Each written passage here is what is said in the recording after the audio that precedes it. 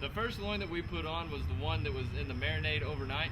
We prepared this marinade and put the meat under it last night, and it contains 2 pounds of brown sugar, light brown sugar, 24 ounces of Italian dressing, about 1/4 cup of Worcestershire sauce, salt and pepper to taste, and then about 2 ounces of pineapple juice. The premise behind this loin is to show the students that you can over season a cut.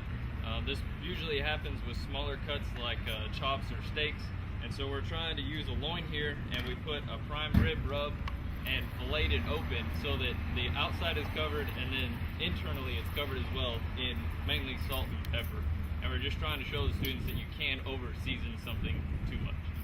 With this loin, we only used salt and pepper, and it's just trying to show the students that you still can use the same seasoning as we used on the over seasoned loin, but it will taste good as long as you don't use too much on it.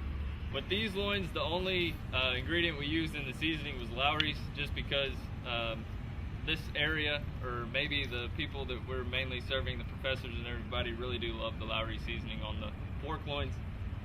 Both the just salt and pepper that's not over seasoned and the Lowry's, they can both go with a peach habanero sauce that we've already prepared and we used last year, and it's a good complement to the pork loin that's not overly seasoned with anything.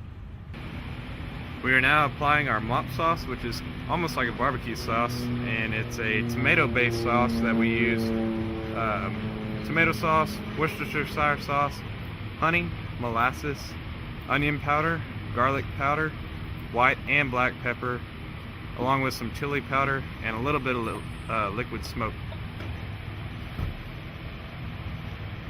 The premise behind the water smoker is to use the water as a means of transferring the heat from the coals themselves to the meat.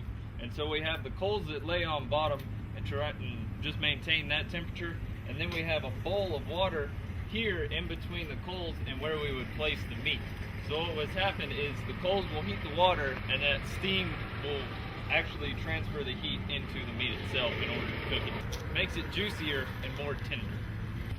So once we already have the meat on and it's cooking, we can actually use this door to apply more coals. You can see that here's the container holding the water, and then the coals would be underneath that. And so it's very easy for us to add additional coals as we need to maintain the temperature inside the water smoker. In today's class evaluation of pork loins with different marinades, sauces, and rubs, the class compared 2 pork loins with Lowry seasoning, one with mop sauce and one without. Overall, the class liked them both, had a good base seasoning and flavor. However, the one with the mop sauce was a little bit more juicier and just slightly better tasting. And then we had 2, one that was overpowered with a prime rib rub. We used too much seasoning to try to convey the fact that you can use too much seasonings. And then we just used salt and pepper, trying to just show you that you can use the basic seasonings and still get the desirable flavor. And we didn't overdo that one, and we found that they liked that one over the over-flavored one, or the over-seasoned one, because it wasn't as strong. And then last we had the marinated one that sat overnight, and they felt like that was the most juiciest and the most tender. And that's just because some of the components of that marinade would have tenderized the meat to an extent and added some flavor and juiciness as well.